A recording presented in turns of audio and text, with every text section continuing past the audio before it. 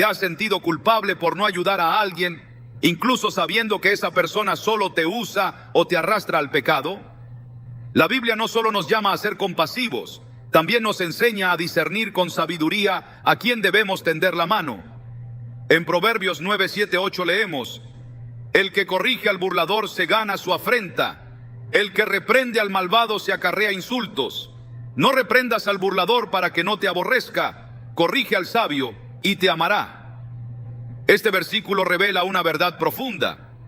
No toda ayuda edifica, y hay momentos en los que el amor verdadero se manifiesta en saber decir no. Hoy exploraremos los 10 tipos de personas a las que, según la palabra de Dios, no deberíamos ayudar.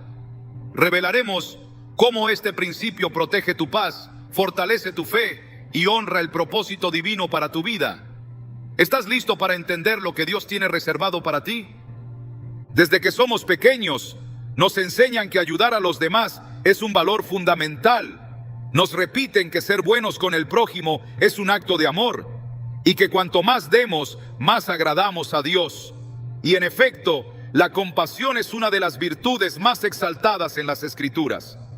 Pero hay una línea delgada, invisible para muchos, entre la compasión genuina y el sacrificio insensato.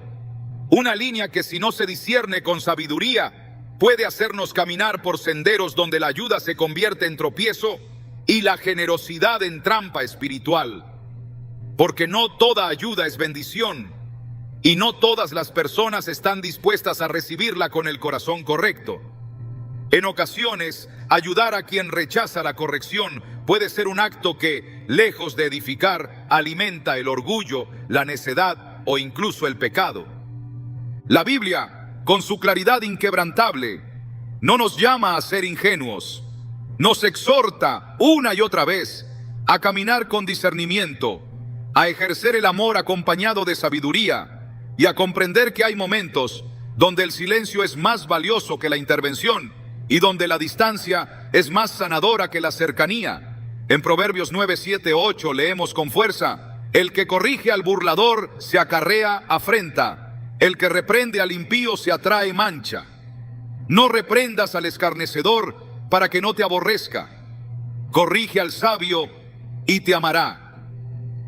Esta advertencia no es opcional, es una advertencia directa de Dios a todos los que desean vivir una vida de servicio sincero.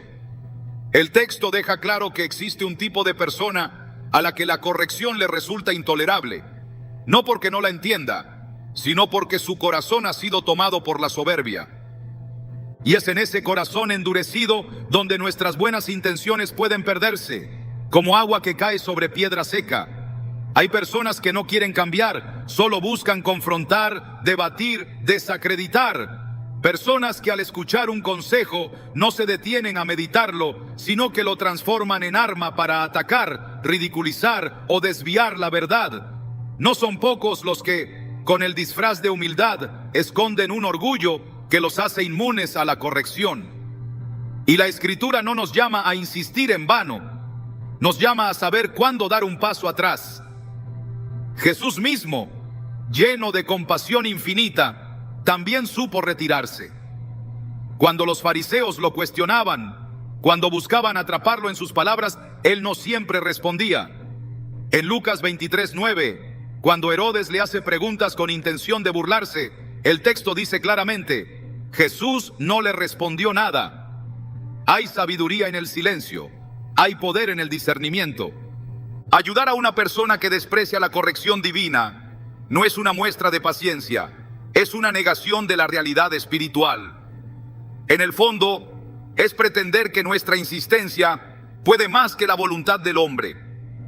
Pero el libre albedrío es un don que Dios no retira, ni siquiera cuando nos duele. Él mismo respeta las decisiones humanas, por más equivocadas que sean. En Apocalipsis 3:20 leemos: He aquí, yo estoy a la puerta y llamo. Si alguno oye mi voz y abre la puerta, entraré a él. Él no derriba la puerta, Él no obliga, Él espera. Si Dios, que es perfecto, espera una apertura voluntaria, ¿quiénes somos nosotros para forzar lo que el corazón no quiere recibir? Hay quienes llevan años intentando transformar a personas que no desean ser transformadas. padres que oran y corrigen una y otra vez a hijos que los desprecian, esposos que insisten con amor solo para ser heridos, amigos que tienden la mano solo para verla rechazada o pisoteada. Y cada intento fallido va dejando cicatrices invisibles, cansancio, desesperanza, sensación de inutilidad. Pero la palabra nos libera de esa carga. Nos dice que no somos responsables del cambio en otros, solo de la fidelidad con la que sembramos. En Mateo 13, Jesús narra la parábola del sembrador, y en ella no todos los terrenos producen fruto. Algunos terrenos son pedregosos, otros llenos de espinos, solo uno es fértil. El sembrador no se culpa por el terreno, solo siembra. El resultado no depende de su insistencia, sino de la disposición del suelo. Y si hay un personaje bíblico que encarna el sufrimiento de ayudar a quienes rechazan la corrección, ese es Jeremías. Llamado el profeta llorón, Jeremías dedicó su vida a advertir al pueblo de Judá sobre su pecado. Día tras día, año tras año, proclamó un mensaje que fue despreciado, burlado y rechazado. En Jeremías 7:27 Dios le dice: les dirás todas estas palabras, pero no te oirán. Los llamarás, pero no te responderán. Qué profundo es este versículo. Jeremías fue llamado a hablar sabiendo que no sería escuchado. No porque él fuera ineficaz, sino porque el pueblo había decidido cerrar sus oídos. Hay momentos en los que Dios mismo confirma que el corazón del otro no quiere cambiar, y nuestro rol entonces ya no es insistir, sino confiar. Dejar en manos del Señor lo que ya no está en las nuestras. El problema es que muchas veces confundimos el amor con el apego, o con la necesidad de sentirnos útiles. Creemos que si soltamos, estamos abandonando, que si dejamos de hablar, somos insensibles. Pero no es así. El amor verdadero respeta los tiempos. El amor sabio sabe esperar el quebrantamiento, porque hasta que no hay quebrantamiento, no hay transformación real. David, el hombre conforme al corazón de Dios, necesitó caer profundamente en el pecado, perder un hijo, ser confrontado por el profeta Natán y escribir el Salmo 51 antes de rendirse verdaderamente. Allí, en el verso 17 escribió: los sacrificios de Dios son el espíritu quebrantado. Al corazón contrito y humillado no despreciarás tú, oh Dios. Este es el terreno donde germina la ayuda divina, no en la arrogancia, no en la resistencia, sino en el quebranto. Insistir en corregir al que desprecia la corrección no solo es inútil, puede ser peligroso, porque ese desprecio muchas veces no se queda en rechazo pasivo, se transforma en hostilidad, en acusación, en burla. El enemigo es astuto y usa el corazón altivo para desgastar a los hijos de Dios. Proverbios 13:1 dice: el hijo sabio recibe el consejo del padre, pero el burlador no escucha las reprensiones. Esta palabra no es una casualidad, es una advertencia. Dios nos muestra claramente que no todos están listos para recibir, y que no es nuestra tarea forzarlos, sino reconocer cuándo nuestra voz ya no edifica. Tal vez tú has vivido esto. Tal vez estás en ese punto donde has dado todo: consejos, ayuda, oraciones, advertencias, lágrimas, y todo ha sido recibido con indiferencia o desprecio. Hoy quiero decirte que eso no significa que hayas fallado. Significa que estás frente a alguien que no ha decidido abrir su corazón, y eso no está bajo tu control. El amor no es obsesión, el servicio no es esclavitud, y la compasión no es ceguera. Ayudar sin discernir puede llevarnos a la frustración, al desgaste emocional e incluso al alejamiento de nuestro propósito. Jesús en Mateo 7:6 fue directo: no deis lo santo a los perros, ni echéis vuestras perlas delante de los cerdos, no sea que las pisoteen y se vuelvan y os despedacen. Estas no son palabras suaves, son palabras que despiertan, porque hay momentos en los que tu consejo, tu ayuda, tu intercesión incluso, se convierten en perlas lanzadas al lugar incorrecto, y la consecuencia no es solo la pérdida de la perla, sino el daño que puede venir de quien la pisotea. No todos están listos para recibir lo sagrado. No todos han valorado lo que tú les ofreces desde el corazón. Y eso, aunque duela, no te convierte en un mal cristiano. Te convierte en un hijo obediente que ha entendido que la sabiduría es parte del amor. Ayudar al que desprecia la corrección puede, en muchos casos, postergar el proceso de quebranto que Dios ha preparado. En lugar de permitir que esa persona enfrente las consecuencias de sus decisiones y mire hacia el cielo, tu ayuda puede convertirse en una red que amortigua la caída. Pero hay caídas necesarias. Hay momentos en los que tocar fondo es el único camino para mirar hacia arriba. El hijo pródigo, en Lucas 15, no volvió al padre por una serie de consejos insistentes. Volvió cuando tuvo hambre, cuando deseó comer la comida de los cerdos, cuando enfrentó el vacío. Allí, en ese abismo, recordó la casa de su padre y decidió volver. Nadie lo forzó, nadie fue a buscarlo. La ayuda llegó cuando su corazón estuvo listo. Si hay algo que debemos aprender del corazón de Dios, es que Él nunca actúa desde la desesperación. Él actúa desde la soberanía. Y muchas veces su método de redención es el silencio. Un silencio que no abandona, pero que permite. Permite que la consecuencia enseñe, que el vacío hable, que la caída despierte. Y cuando llega ese momento, entonces sí, la ayuda es restauración, es medicina, es bálsamo.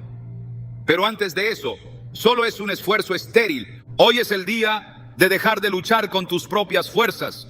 Es el día de soltar con fe, de entender que no todo el que pide está listo, que no todo el que sufre está dispuesto, y que no todo el que escucha lo hace con el corazón. Dios ve lo que tú no puedes ver. Él conoce los corazones. Y si te ha estado mostrando que tus palabras caen en tierra dura, es porque ha llegado el momento de guardar silencio. No en resignación, sino en obediencia. Porque a veces el mayor acto de amor es esperar. Esperar a que el corazón se ablande. Esperar a que la gracia encuentre terreno fértil. Esperar, no con desesperanza, sino con esperanza activa, sabiendo que lo que tú no puedes cambiar, Dios sí puede. Y cuando llegue ese día, cuando el que hoy desprecia sienta el vacío profundo de su error, tu ayuda será luz, será guía, será respuesta. Pero mientras tanto descansa, no en tus fuerzas, no en tus intentos. Descansa en la certeza de que el Dios que siembra también sabe cuándo cosechar, y Él jamás llega tarde. No toda necesidad es genuina, y no todo clamor por ayuda es sincero. La Escritura no solo nos enseña a ser misericordiosos, también nos entrena a discernir. Existen personas que, bajo apariencia de necesidad, esconden un patrón de manipulación espiritual. No buscan restauración, sino justificación. No desean ser transformadas, solo mantener el acceso constante a una ayuda que alimenta su pecado. Y cuando el auxilio que damos refuerza el pecado, dejamos de ser instrumentos de bendición para convertirnos en cómplices de la caída. En Romanos 6:1, el apóstol Pablo plantea una pregunta que desnuda esta realidad. ¿Qué diremos entonces? ¿Perseveraremos en el pecado para que la gracia abunde? La respuesta es contundente y necesaria para nuestra generación. De ninguna manera. La gracia no es una excusa. La ayuda no es un refugio para la desobediencia. Hay quienes utilizan el amor de los demás como escudo para no confrontar su propio pecado. Usan la misericordia como muleta para evitar el arrepentimiento. Y el peligro de asistir a este tipo de personas no está solo en el desgaste emocional o físico que implica, sino en que perpetuamos una dinámica que Dios quiere interrumpir. En 2 Corintios 7:10 leemos que la tristeza que es según Dios produce arrepentimiento para salvación, de que no hay que arrepentirse, pero la tristeza del mundo produce muerte. Hay un dolor que transforma y otro que solo simula. Y si no discernimos cuál es cuál, corremos el riesgo de asistir al impío en su obstinación, pensando que estamos obrando en el espíritu. La Biblia es precisa en distinguir entre quienes caen por debilidad y quienes reinciden por conveniencia. En Judas 1:4 se nos advierte: porque algunos hombres han entrado encubiertamente, los que desde antes habían sido destinados para esta condenación, hombres impíos que convierten en libertinaje la gracia de nuestro Dios. Esta conversión perversa de la gracia no ocurre solo en los púlpitos, ocurre en relaciones cotidianas donde se confunde el perdón con la permisividad y la ayuda con la indulgencia. Dios no nos llama a tolerar el pecado disfrazado de necesidad, nos llama a actuar en justicia y a mantenernos firmes cuando la compasión se transforma en una cadena. Un corazón endurecido puede disfrazarse de víctima, puede rogar por ayuda con palabras de quebranto, pero sin intención de cambiar. Puede repetir versículos, citar promesas, levantar las manos y aún así vivir conforme a la carne. No es el llanto lo que determina la sinceridad, es el fruto. Jesús lo dijo claramente en Mateo 7:16. Por sus frutos los conoceréis. Y no dijo por sus palabras, ni por sus promesas, ni por sus oraciones. Dijo frutos. El árbol puede parecer saludable por fuera, pero solo el fruto revela su verdadera condición. De nada sirve ofrecer apoyo continuo a quien no quiere rendirse ante Dios, sino proteger su hábito de pecado con palabras piadosas. La ayuda en tales casos se transforma en obstáculo. El corazón humano puede ser profundamente astuto cuando quiere justificarse. En Jeremías 17:9, la Escritura nos dice: engañoso es el corazón más que todas las cosas y perverso. ¿Quién lo conocerá? Esta perversión no se refiere necesariamente al mal evidente, sino a la distorsión interior que nos lleva a crear estructuras mentales para evitar la confrontación divina. Cuando ayudamos a una persona que manipula constantemente, creyendo que está en proceso de restauración, cuando en realidad no hay transformación, no estamos obedeciendo a Dios, estamos contradiciendo su justicia. Porque su justicia no apoya el engaño, ni sostiene al que abusa de la verdad. En 2 Tesalonicenses 3:10 encontramos una regla que parece dura a primera vista, pero que encierra una sabiduría poderosa para este tema. Si alguno no quiere trabajar, tampoco coma. Este mandato no habla únicamente del trabajo físico, sino de la disposición interna a responsabilizarse de sus actos. Ayudar al que no quiere actuar, al que solo desea recibir sin cambiar, al que busca misericordia pero no renuncia al pecado, es alimentar una estructura que Dios quiere desmantelar. Cuando la ayuda que brindamos impide que una persona enfrente las consecuencias necesarias para su cambio, interferimos en el trato que Dios está estableciendo. La vida cristiana no es solo un llamado a consolar, también es un llamado a confrontar. En Gálatas 6:1-2 leemos: hermanos, si alguno fuere sorprendido en alguna falta, vosotros que sois espirituales, restauradle con espíritu de mansedumbre, sobrellevad los unos las cargas de los otros. Esta restauración está condicionada a un corazón que ha sido sorprendido, no a uno que planea su reincidencia. Restaurar implica caminar con el que reconoce su caída, no sostener al que se aferra a ella. Dios no nos manda a salvar a quien no quiere ser salvo, ni a liberar a quien se niega a dejar sus cadenas.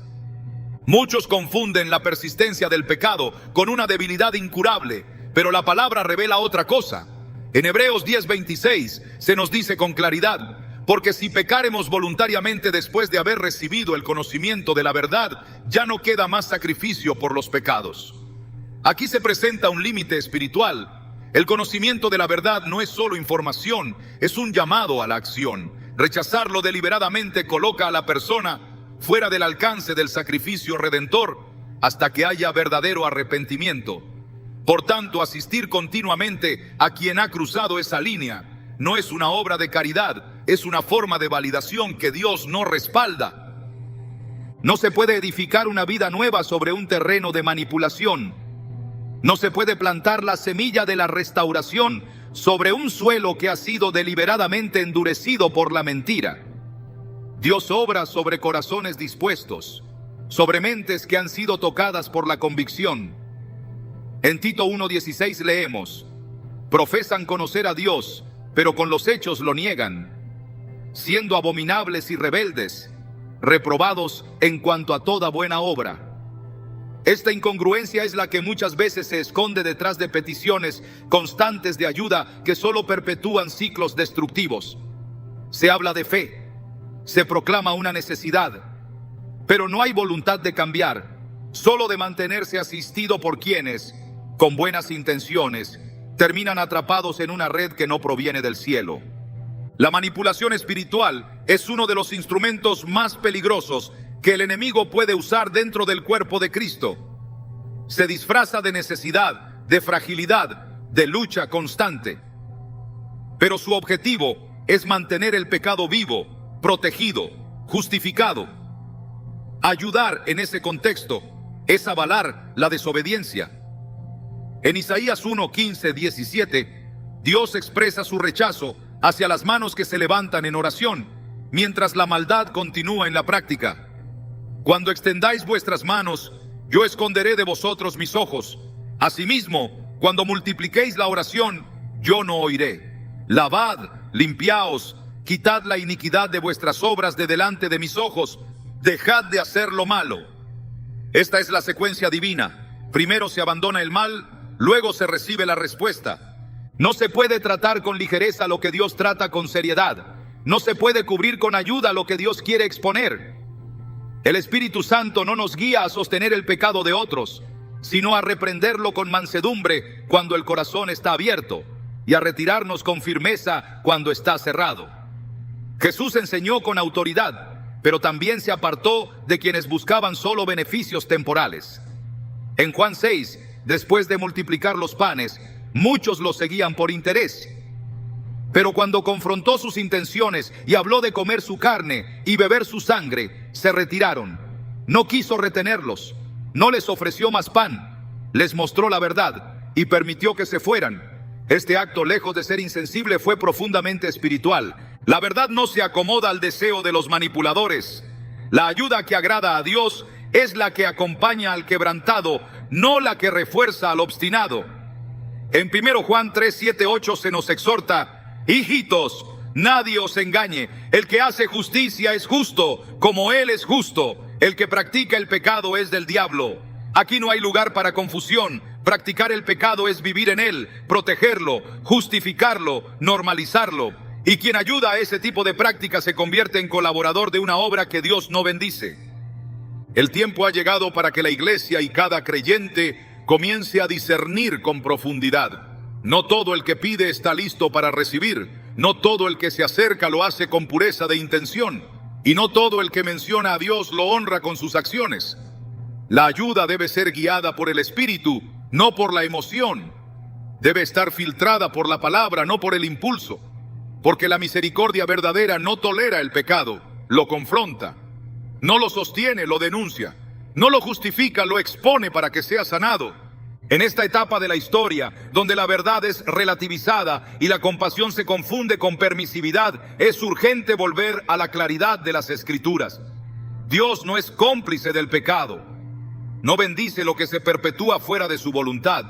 Y nosotros, como sus hijos, no podemos prestar nuestras manos para sostener lo que Él está llamando a derribar.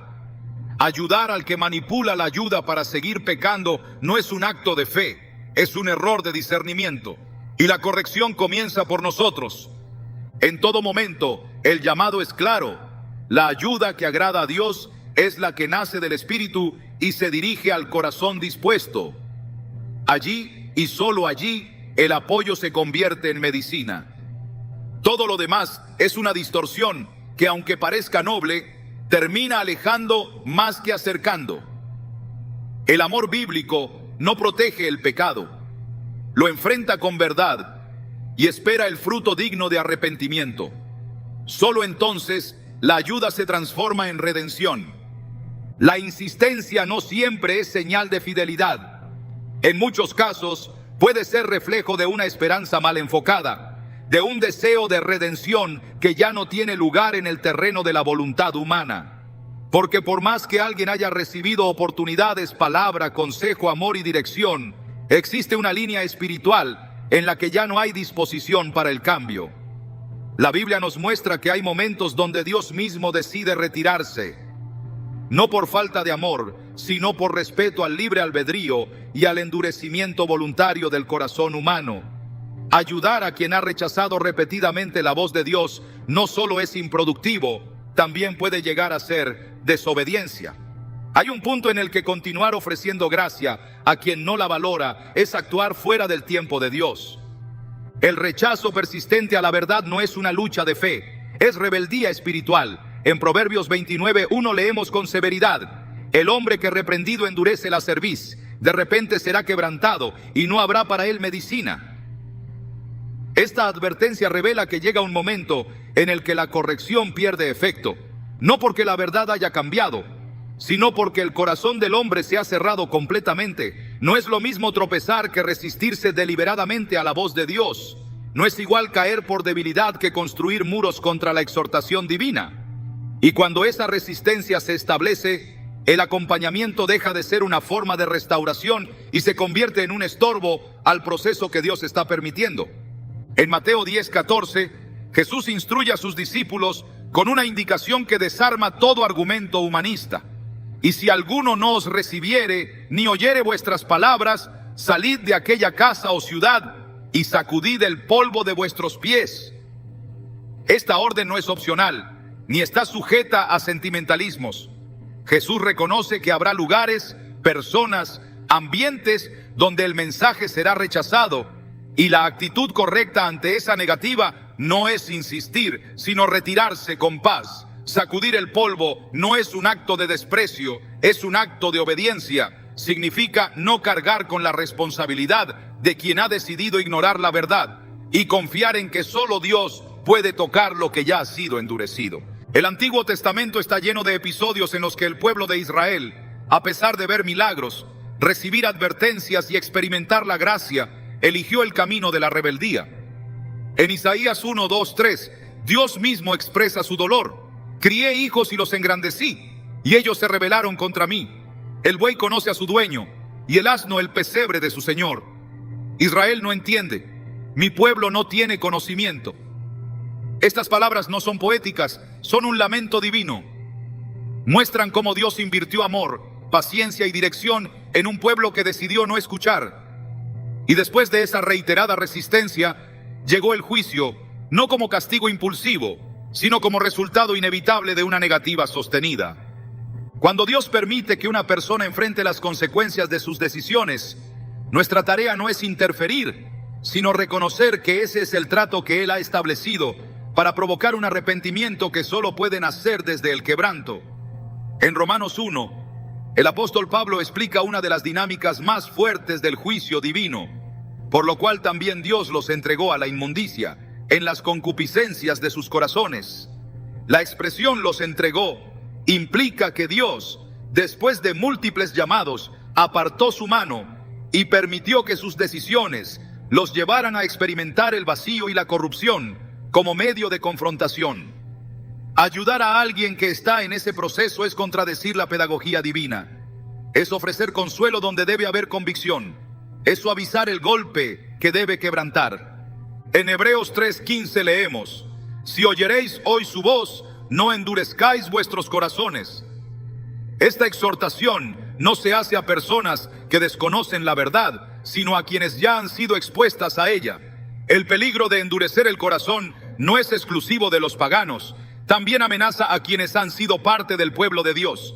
El rechazo no siempre es inmediato, muchas veces es gradual, lento, casi imperceptible. Pero llega el día en que ya no hay sensibilidad, en que las palabras no penetran, en que la conciencia ya no se activa, y es entonces cuando la ayuda se convierte en interferencia. El libro de Oseas ilustra una relación entre Dios e Israel marcada por la traición persistente. Dios habla a través del profeta con palabras de amor, juicio, promesa y advertencia. En Oseas 4:17 se lee una frase que marca un antes y un después. Efraín está entregado a los ídolos, déjalo. Esta instrucción no es una renuncia divina a su pueblo, sino una señal de que el tiempo de intervención humana ha terminado y que solo un trato directo de Dios puede provocar el arrepentimiento. Déjalo es una palabra espiritual que muchos necesitan aprender, no por falta de amor, sino por respeto al proceso que Dios ha determinado. No todas las batallas deben ser luchadas por nosotros. Algunas deben ser entregadas completamente al cielo. En Lucas 13, Jesús relata una parábola que describe la paciencia divina y el límite de su intervención. Un hombre tenía una higuera plantada en su viña, y por 3 años buscó fruto en ella sin hallarlo. Entonces dijo al viñador: «Córtala, ¿para qué inutiliza también la tierra?». El viñador respondió: «Señor, déjala todavía este año, hasta que yo cabe alrededor de ella y la abone». Aquí vemos un último intento, una gracia extendida, pero también un límite claro. Si no da fruto, será cortada. Esta ilustración revela que hay oportunidades que se acaban, no porque Dios sea impaciente, sino porque la falta de respuesta tiene consecuencias. Seguir ayudando a quien ha sido advertido, exhortado y bendecido sin responder, es sostener una higuera estéril a costa de todo el terreno que ocupa. No es nuestra tarea sostener relaciones, acompañamientos o ayudas que ya han perdido propósito espiritual. Pablo, en 1 Timoteo 1:20, menciona a Himeneo y Alejandro, a quienes entregó a Satanás, para que aprendan a no blasfemar. Este acto no es crueldad, es corrección. Implica dejar a estas personas en manos del juicio y la confrontación, ya que sus corazones no respondieron a la instrucción. Pablo no los maldijo, no los persiguió, no insistió. Reconoció que ya no había lugar para el acompañamiento y que solo un trato más profundo podía generar arrepentimiento. Hay momentos donde soltar es obedecer. El amor no siempre se manifiesta en presencia constante. A veces, el verdadero amor se expresa en saber cuándo dejar de hablar, cuándo dejar de insistir, cuándo retirarse con paz y dejar que Dios continúe solo. En Ezequiel 3:27, Dios le dice al profeta: «Mas cuando yo te hablare, abriré tu boca y les dirás: así ha dicho Jehová el Señor. El que oye, oiga, y el que no quiera oír, no oiga, porque casa rebelde son». Este versículo revela que no se trata de insistencia humana, sino de obediencia profética. El profeta no habla cuando quiere, ni se impone sobre los rebeldes. Habla cuando Dios lo manda y deja de hablar cuando no hay quien escuche. La rebeldía reiterada no debe ser acompañada con asistencia continua. Debe ser enfrentada con un respeto absoluto al juicio de Dios. En Apocalipsis 2, Jesús envía cartas a las iglesias y a la de Tiatira le dice: «Le he dado tiempo para que se arrepienta, pero no quiere arrepentirse». La frase «le he dado tiempo» revela una gracia previa, pero la segunda parte expone una decisión. Cuando una persona, después de recibir dirección, corrección y tiempo, aún decide no cambiar, la intervención humana ya no tiene poder.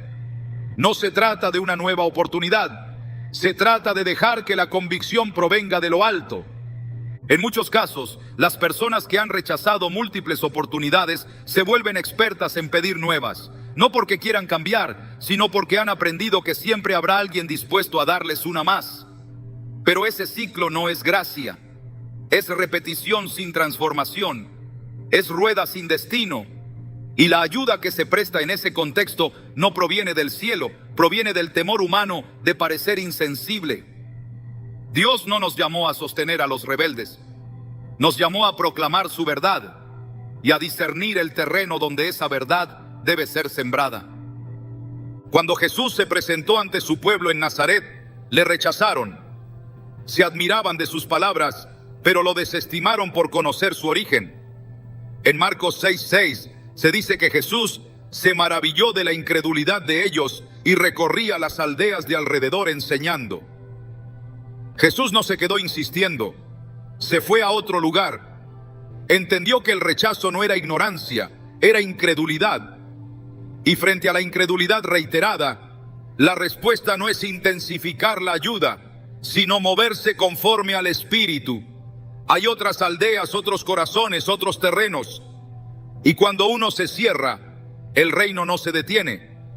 La ayuda no puede ser dirigida por el miedo, por la necesidad de aprobación, ni por la culpa. Debe ser guiada por la convicción bíblica. En Eclesiastés 3:7 se afirma que hay tiempo de callar y tiempo de hablar. Hay tiempo de insistir y tiempo de detenerse. Hay tiempo de interceder y tiempo de dejar que el trato sea entre Dios y el corazón. El discernimiento es el mayor acto de fidelidad que podemos ejercer cuando las puertas se cierran. Y reconocer que una persona ha cruzado la línea del rechazo persistente no es juicio, es obediencia, es rendición espiritual ante la soberanía de Dios.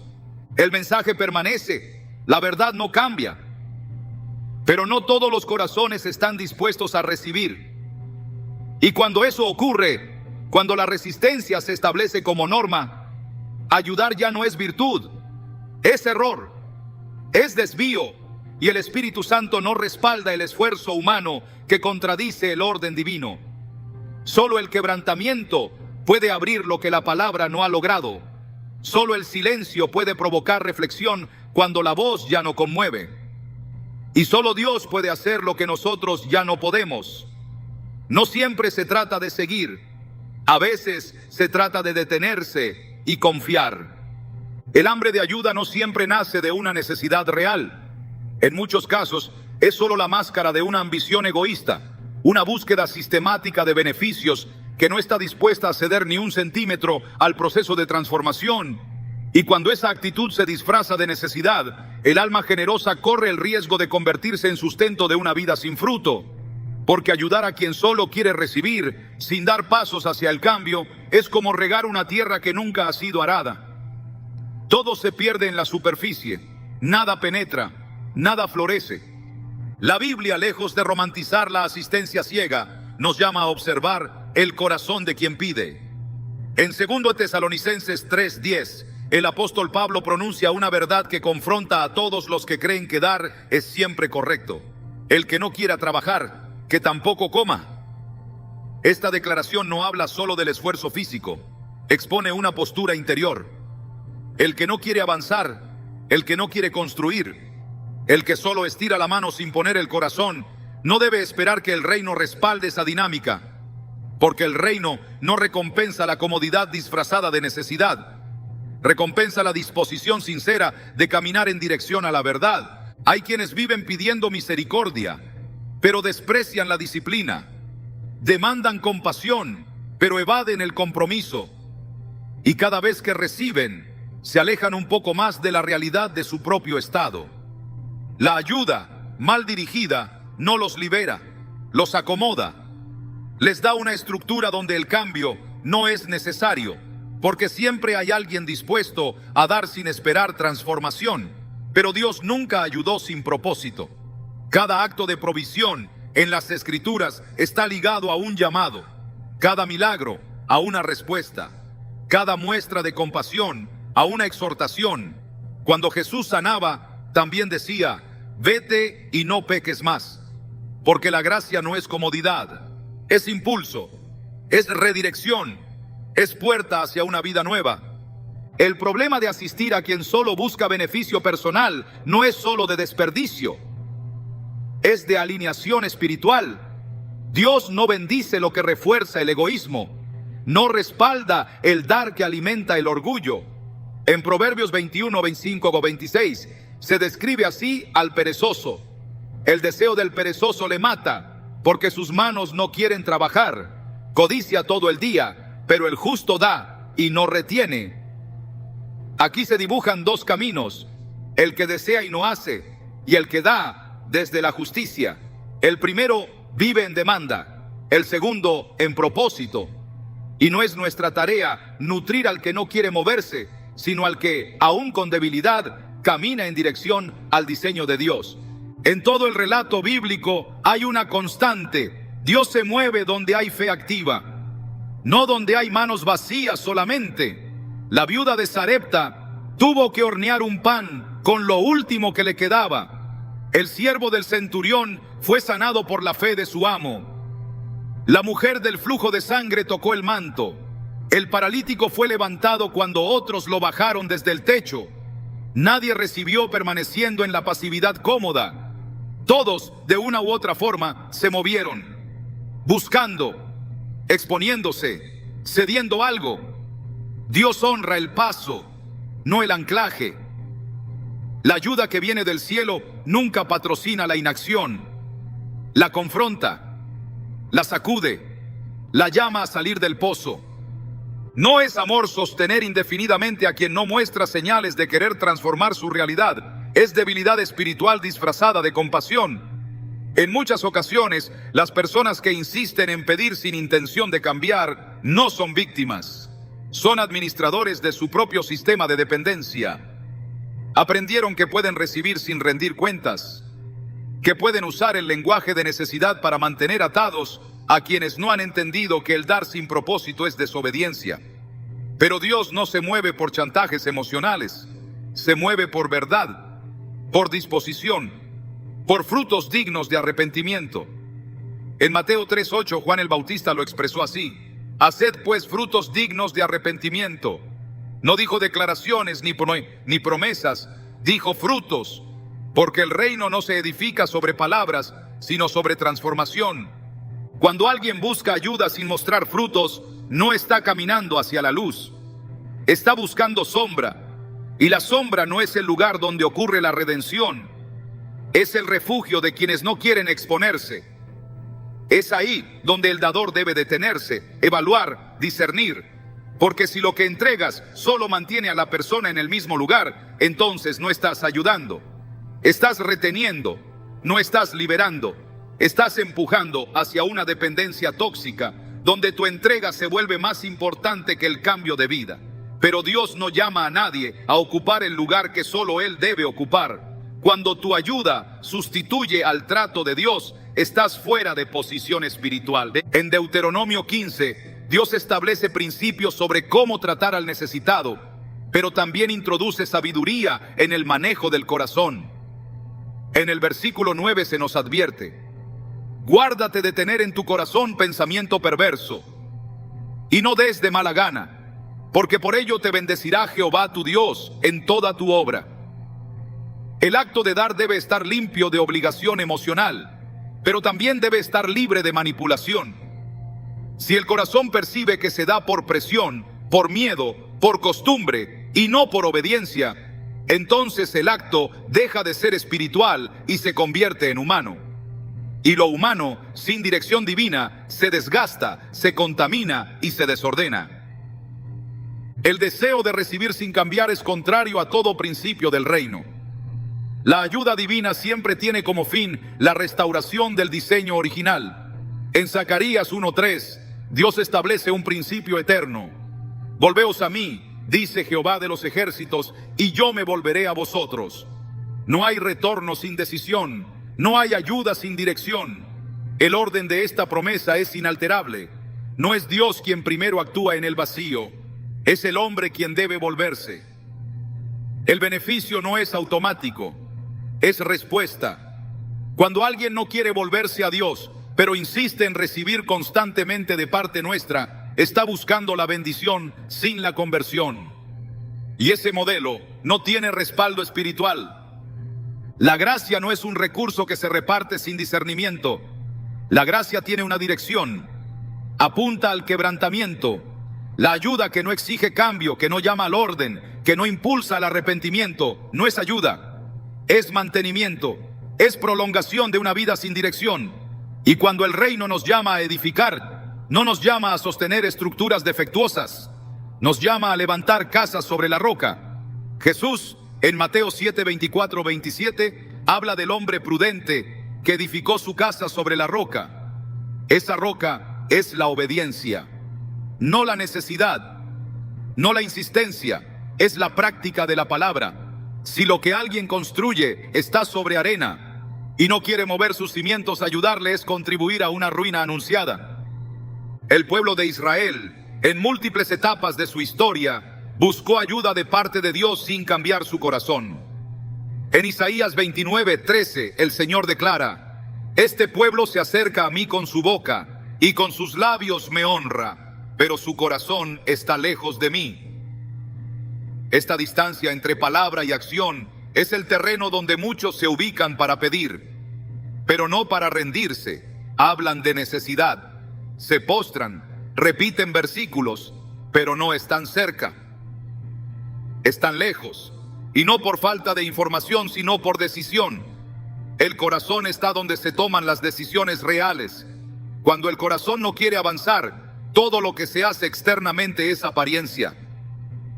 El profeta Amós también se pronunció con dureza sobre aquellos que buscaban formas externas de adoración sin justicia interior.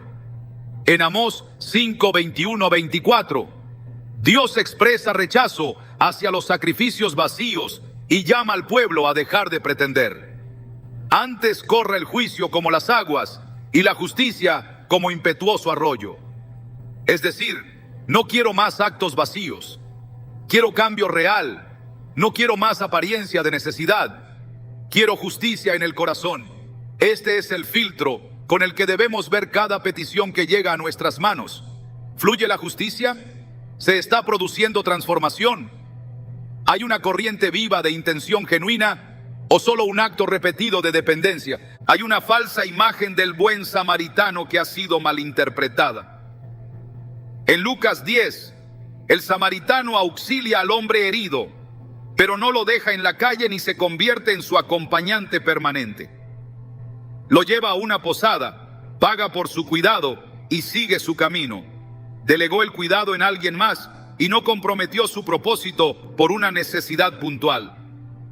Este detalle, muchas veces ignorado, es clave. Ayudar no es entregar tu vida entera a sostener a alguien que no quiere caminar. Es intervenir con sabiduría, acompañar por un tiempo y luego soltar para que el otro decida si quiere levantarse y andar. Jesús dijo al paralítico en Juan 5:8, levántate, toma tu lecho y anda. No dijo, te cargaré para siempre. Dijo, levántate, porque la ayuda genuina apunta al movimiento, no al estancamiento. Cuando una persona solo busca beneficio personal sin transformación, está negándose a participar del diseño de Dios para su vida. El acto de pedir sin intención de cambiar es una forma de orgullo. Es decir, quiero que me des, pero no quiero que me confrontes. Es querer la mano de Dios sin su rostro. Es buscar los recursos del cielo sin el gobierno del cielo. Y esa contradicción jamás será bendecida. La ayuda que proviene de nosotros no puede sustituir la rendición que debe nacer en el otro. No puede reemplazar el proceso que solo el Espíritu Santo puede iniciar. Solo el quebrantamiento genera regeneración. Solo el reconocimiento de necesidad interna trae transformación verdadera. El discernimiento no es crueldad, es obediencia. Discernir cuando alguien está solo absorbiendo y no avanzando es una responsabilidad espiritual. Es reconocer que dar sin dirección es vaciarse en vano. Es asumir que la generosidad fuera de tiempo o fuera de propósito puede convertirse en tropiezo tanto para el que la ofrece como para el que la recibe. El reino no se edifica sobre relaciones desequilibradas. Se edifica sobre verdad, entrega mutua y frutos visibles. Todo lo demás es un ciclo que se repite, pero no produce. Y donde no hay fruto, Dios corta, no por enojo, sino por justicia. Porque donde no hay fruto, hay desperdicio. Y el reino no desperdicia. Si alguien no está dispuesto a moverse, no está listo para ser ayudado. Si alguien no quiere cambiar, no puede ser edificado. Y si alguien solo busca recibir, pero no quiere rendirse, lo que necesita no es asistencia. Lo que necesita es convicción. La ayuda verdadera solo transforma cuando encuentra un corazón que quiere ser cambiado. Todo lo demás es solo alivio momentáneo. Y Dios no nos llamó a aliviar temporalmente, nos llamó a transformar eternamente. Existen personas cuya presencia no solo impide el crecimiento espiritual, sino que lo contamina. Su influencia va más allá de la necesidad, es destructiva. No buscan consuelo ni corrección, sino espacio para sembrar división, juicio, chisme y rebelión. Personas cuya intención nunca fue edificarse, sino arrastrar a otros a su misma condición de caos interior. Y cuando la ayuda se extiende a estos corazones sin discernimiento, lo que era un acto de bondad puede convertirse en una puerta abierta al desorden. La Escritura no permanece en silencio frente a este tipo de realidad espiritual. En Tito 3:10, Pablo instruye con precisión: al que cause divisiones, Después de una y otra amonestación, deséchalo. No dice que se le sostenga. No dice que se le abrace indefinidamente. Dice, deséchalo. Porque llega un punto donde la corrección ya no transforma, sino que se convierte en oportunidad para nuevas intrigas. Este mandato no es un acto de rechazo humano, sino una defensa del orden espiritual. Quien divide no solo hiere relaciones humanas, hiere la unidad que el Espíritu busca establecer. Dios es un Dios de paz, de edificación mutua, de cuerpo. Y el que deliberadamente destruye ese cuerpo a través de sus palabras, actitudes o intenciones, se convierte en instrumento de confusión, aunque use un lenguaje aparentemente espiritual. No todo el que habla en nombre de Dios está alineado con su propósito. No todo el que cita Escritura vive bajo el gobierno del Espíritu. En Romanos 16:17 se nos advierte con claridad: os ruego, hermanos, que os fijéis en los que causan divisiones y tropiezos contra la doctrina que vosotros habéis aprendido y que os apartéis de ellos. No dice que los sostengamos, no dice que los ayudemos más, dice que nos apartemos, porque en ciertos casos el apartarse no es indiferencia, es obediencia. La división no siempre grita, muchas veces susurra, se disfraza de preocupación, de discernimiento, de celo aparente. Pero detrás de esas palabras se oculta un espíritu contrario al del reino. Un espíritu que no busca edificar, sino destruir desde adentro. Jesús mismo enfrentó estos comportamientos con firmeza.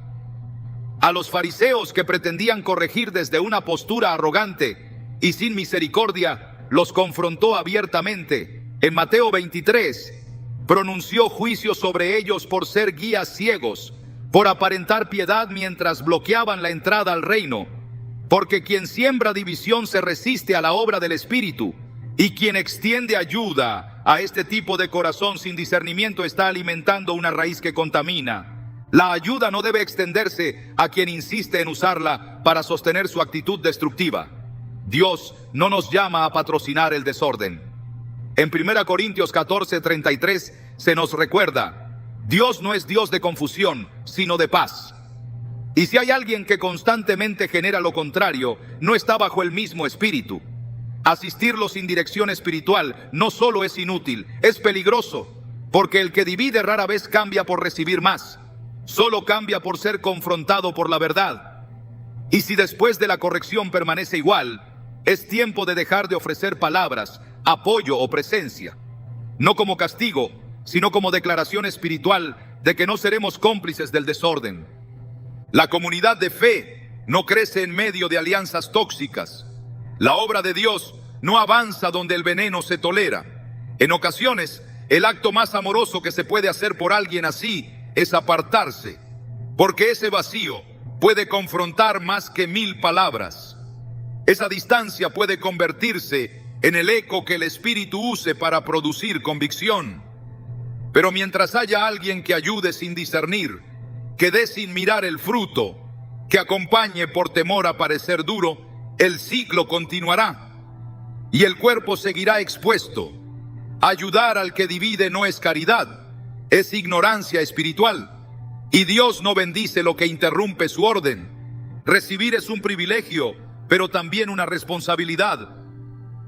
En el reino de Dios, los dones, la instrucción, las oportunidades y la gracia no se entregan al azar. Cada muestra de favor divino es también una demanda de fidelidad.